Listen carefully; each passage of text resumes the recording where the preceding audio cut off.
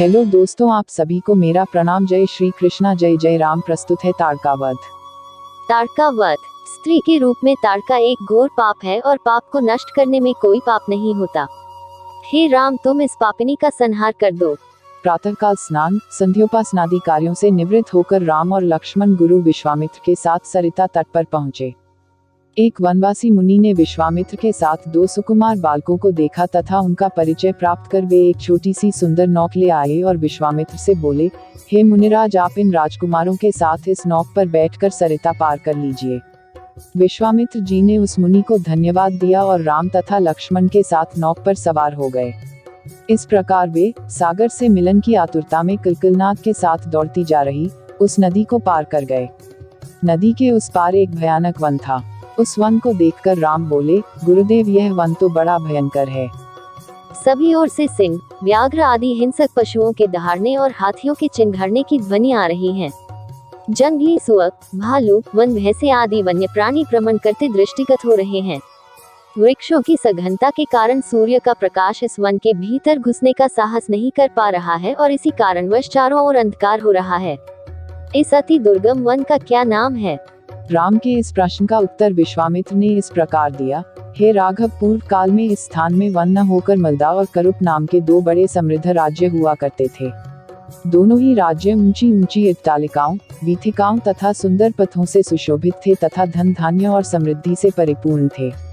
दूर दूर के व्यापारी यहाँ पर व्यापार करने आया करते थे, किंतु ताड़का नामक एक यक्ष कन्या ने उन दोनों राज्यों का विनाश कर दिया। ऋषि विश्वामित्र ने आगे बताया, ताड़का कोई साधारण स्त्री न होकर सुंद नाम के राक्षस की पत्नी और मारीच नामक राक्षस की माता है। उसके शरीर में 1000 हाथियों के बराबर बल है और वह अत्यंत पराक्रमी और शक्तिशाली है। इस प्रदेश को नष्ट करने के पश्चात ताड़का ने अपने पुत्र मारीच के साथ मिलकर यहाँ के समस्त निवासियों को मारकर खा डाला। अब उनके भय से यहाँ 2-2 कोस दूर तक किसी मनुष्य की परछाई भी दिखाई नहीं देती। भूलवश यदि कोई यहाँ आ भी जाए तो जीवित नहीं लौट पाता। उसी ताड़का का संहार करने के लिए ही मैं तुम्हें यहाँ लाया हूँ। राम ने आश्चर्य से पूछा, गुरुदेव, स्त्रियां तो कोमल और दुर्बल होती हैं, फिर ताड़का में 1000 हाथियों का बल कैसे आ गया? ऐसा प्रतीत होता है कि अवश्य कुछ न कुछ रहस्य है। विश्वामित्र बोले, वत्स, तुम्हारा कथन सत्य है और वास्तव में इसके पीछे एक रहस्य है। सुकेतु नाम का एक अत्यंत बलवान यक्ष था। वह संतानहीन था, अतः संतान प्राप्ति के उद्देश्य से उसने ब्रह्मा जी की कठोर तपस्या की। उसकी तपस्या से प्रसन्न होकर ब्रह्मा जी ने उसे संतान होने का वरदान दे दिया। परिणाम स्वरूप ताड़का का जन्म हुआ।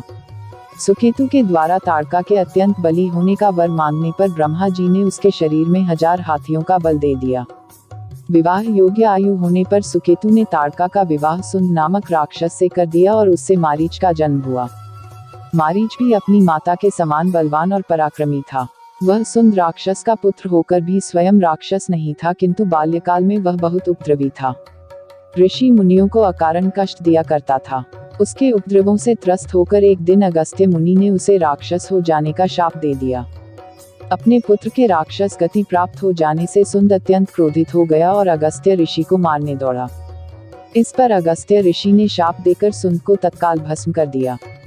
अपने पति की मृत्यु का बदला लेने के लिए ताड़का भी अगस्त्य ऋषि पर झपटी। इस पर अगस्त्य ऋषि ने शाप देकर ताड़का के सौंदर्य को नष्ट कर दिया और वह अत्यंत कुरूप हो गई। अपनी कुरूपता को देखकर और अपने पति की मृत्यु का बदला लेने के लिए ताड़का ने अगस्त्य मुनि के आश्रम को नष्ट करने का संकल्प किया है। अतः हे राम, मैं तुम्हें आज्ञा देता हूँ कि तुम ताड़का का वध करो। तुम्हारे अतिरिक्त इसका वध कोई भी नहीं कर सकता। अपने मन से यह विचार निकाल दो कि यह स्त्री है और स्त्री का वध मैं कैसे करूं। स्त्री के रूप में यह एक घोर पाप है और पाप को नष्ट करने में कोई पाप नहीं होता। समस्त संशय को त्याग कर मेरी आज्ञा से तुम इस पापिनी का संहार कर दो। राम ने कहा, गुरुदेव, आपकी आज्ञा मुझे शिरोधार्य है।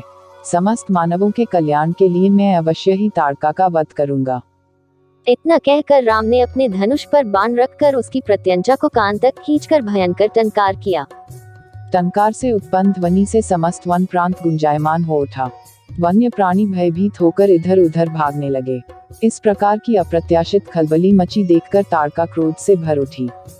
धनुष ताने राम को देखते ही इस विचार से कि कोई अपरिचित कुमार उसके साम्राज्य पर आधिपत्य करना चाहता है, वह क्रोध से पागल हो गई।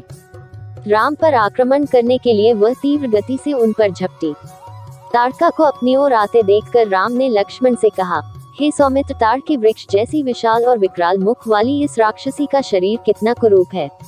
इसकी मुख मुद्रा देखकर ही प्रतीत होता है कि यह बड़ी हिंसक है और निरीह प्राणियों की हत्या करके उनका रक्तपान करने में इसे बहुत आनंद आता होगा। तुम एक तरफ सावधान होकर खड़े हो जाओ और देखो कि कैसे इसे मैं अभी यमलोक भेजता हूँ।